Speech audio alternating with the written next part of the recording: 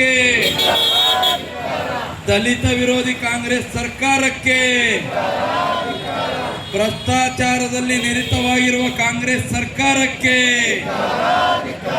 ಭ್ರಷ್ಟಾಚಾರಿಗಳನ್ನು ಪೋಷಣೆ ಮಾಡ್ತಾ ಇರುವಂತ ಕಾಂಗ್ರೆಸ್ ಸರ್ಕಾರಕ್ಕೆ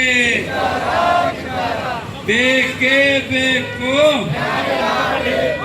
ಬೇಕೇ ಬೇಕು ಬಿಟ್ಟಂತ ಸರ್ಕಾರ ಇದೆ. ಈ ಸರ್ಕಾರಕ್ಕೆ ಮಾನ ಮರ್ಯಾದೆ ಒಂದಿಷ್ಟು ನಾಚಿಕೆ ಕೂಡ ಇಲ್ಲ. ಯಾಕಂತ ಹೇಳಿದ್ರೆ ಭ್ರಷ್ಟಾಚಾರದಲ್ಲಿ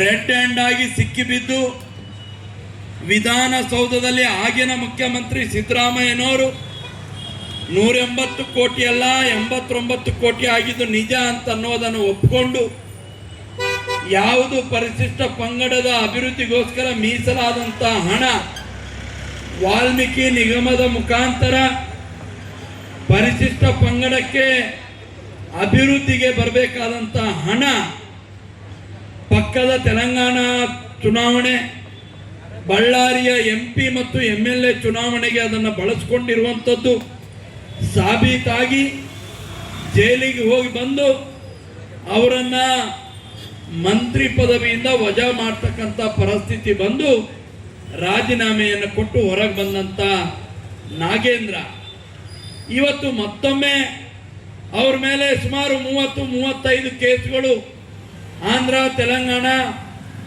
ಕರ್ನಾಟಕ ಮತ್ತು ಪಕ್ಕದ ತಮಿಳುನಾಡು, ಪಾಂಡಿಚೇರಿನಲ್ಲಿ ಕೇಸ್ಗಳಿದೆ, ಇವತ್ತು ಕೂಡ ನಡೀತಾ ಇದೆ. ಆ ಎಲ್ಲ ಕೇಸ್ಗಳು ಇವ್ರ ವಿರುದ್ಧ ನಡೀತಾ ಇದ್ದಾವೆ. ಜನರಿಗೆ ದಲಿತರ ಉದ್ಧಾರಕ್ಕೆ ಮೀಸಲಿಟ್ಟ ಹಣ ಇವರು ತಪ್ಪು ದಾರಿಯಲ್ಲಿ ಬಳಸ್ಕೊಂಡಿದ್ದಾರೆ ಅನ್ನುವಂಥದ್ದು ಸಾಬೀತಾಗಿದೆ. ಇಡಿ ಇವತ್ತು ಇವ್ರ ಮೇಲೆ ಚಾರ್ಜ್ ಶೀಟ್ ಕೂಡ ಹಾಕಿದೆ. ಆದರೂ ಕಾಂಗ್ರೆಸ್ ಪಾರ್ಟಿ ಯಾವ ಕಾರಣಕ್ಕೆ ನಾಗೇಂದ್ರ ಅವರನ್ನ ಮತ್ತೆ ಮಂತ್ರಿಯನ್ನಾಗಿ ಮಾಡಿದ್ರು ಅಂತೇಳಿ ನಾನು ಮುಖ್ಯಮಂತ್ರಿ ಕೇಳ್ತೇನೆ.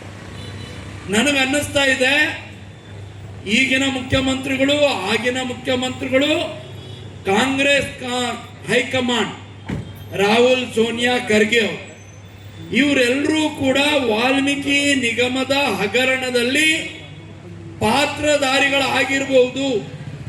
ಅವುಗಳ ಸಾಕ್ಷ್ಯ ನಾಗೇಂದ್ರ ಅವರ ಹತ್ರ ಇರಬಹುದು.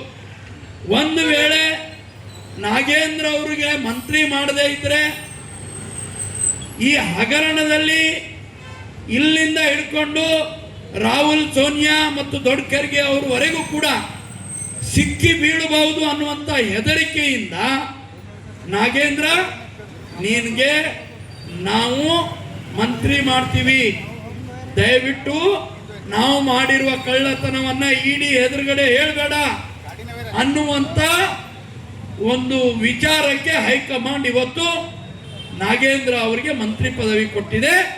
ಹೈಕಮಾಂಡ್ ಈ ಒಂದು ಹಗರಣದಿಂದ ತಪ್ಪಿಸ್ಕೋಬೇಕು, ನಾಗೇಂದ್ರ ಅವರಲ್ಲಿ ಇರುವಂತ ಸಾಕ್ಷ್ಯಗಳನ್ನ ಹೊರಗೆ ತರಲಿಕ್ಕೆ ಬಿಡಬಾರದು ಅನ್ನುವಂತ ಒಂದೇ ಕಾರಣಕ್ಕೆ ನಾಗೇಂದ್ರ ಅವರನ್ನ ಮಂತ್ರಿ ಮಾಡಿದ್ದಾರೆ ಅಂತ ಅನ್ನಿಸ್ತಾ ಇದೆ. ಇಲ್ಲದೆ ಇದ್ರೆ ಇದೇ ಕೇಸ್ನಲ್ಲಿ ಹಗರಣದಲ್ಲಿ ಸಿಕ್ಕಾಕಿಕೊಂಡು ಇದೇ ಕಾಂಗ್ರೆಸ್ನವರು ಅವರ ರಾಜೀನಾಮೆಯನ್ನು ಪಡೆದಿದ್ರು ಸಿದ್ದರಾಮಯ್ಯನವರ ಸರ್ಕಾರದಲ್ಲಿ. ಮತ್ತೆ DK ಶಿವಕುಮಾರ್ ಅವರನ್ನು ಮಂತ್ರಿ ಮಾಡ್ತಾರೆ ಅಂದ್ರೆ ಬೇರೆ ಏನು ಕಾರಣ ಇರ್ಲಿಕ್ಕೆ ಸಾಧ್ಯ ಇದೆ? ಕಪ್ಪ ಕಾಣಿಕೆ ಯಾರ್ಯಾರು ಸೂಟ್ ಕೇಸ್ ಕೊಟ್ಟಿದ್ದಾರೆ ಅಂಥವರೇ ಮಂತ್ರಿಗಳಾಗಿದ್ದಾರೆ ಅಂತ ಹೇಳಿ ಕಾಂಗ್ರೆಸ್ಸಿನ ಹಿರಿಯ ನಾಯಕರುಗಳು ಹೇಳ್ತಾ ಇದ್ದಾರೆ. ನಾವಿಷ್ಟು ವರ್ಷ ಪಕ್ಷಕ್ಕಾಗಿ ದುಡಿದಿದ್ದೇವೆ, ಆದರೆ ನಮ್ಮ ಹಿರಿತನವನ್ನ ಕಾಂಗ್ರೆಸ್ ಪಾರ್ಟಿ ಪರಿಗಣಿಸಲಿಲ್ಲ. ಯಾವುದೇ ಹಿರಿತನ ಇಲ್ಲದೆ ಇರುವಂತ ಯಾರು ಹೈಕಮಾಂಡ್ಗೆ ಕಪ್ಪ ಕಾಣಿಕೆಯನ್ನು ಕೊಟ್ಟಿದ್ದಾರೋ ಅಂಥವರನ್ನ ಮಂತ್ರಿ ಮಾಡಿದ್ದಾರೆ ಅಂತ ಹೇಳಿ ಯಾರು ಹೇಳ್ತಾ ಇರೋದು? ಕಾಂಗ್ರೆಸ್ಸಿನ ಹಿರಿಯ ನಾಯಕರು ಹೇಳ್ತಾ ಇದ್ದಾರೆ. ಕಾಂಗ್ರೆಸ್ಸಿಗೆ ನಾಚಿಕೆ, ಮಾನ, ಮರ್ಯಾದೆ ಏನೂ ಇಲ್ಲ. ಅವ್ರ ನಾಯಕರು ಹೇಳಿದ್ರು ಕೂಡ ಅದಕ್ಕೆ ಒಂದು ಪ್ರತ್ಯುತ್ತರವನ್ನು ಕೂಡ ಕೊಡುವಂತ ಗೋಜಿಗೆ ಈ ಕರ್ನಾಟಕದ ಕಾಂಗ್ರೆಸ್ ಪಾರ್ಟಿ ಹೋಗಲಿಲ್ಲ. ಅದಕ್ಕೆ ಇವತ್ತು ಬಿ ನಾಗೇಂದ್ರ ಅವರು ಎಲ್ಲಿಯವರೆಗೂ ರಾಜೀನಾಮೆಯನ್ನು ಕೊಡೋದಿಲ್ವೋ ಅಲ್ಲಿಯವರೆಗೆ ವಿಧಾನಸೌಧದ ಒಳಗಡೆ ಮತ್ತು ವಿಧಾನಸೌಧದ ಹೊರಗಡೆ ನಮ್ಮ ಹೋರಾಟ ನಿಲ್ಲೋದಿಲ್ಲ.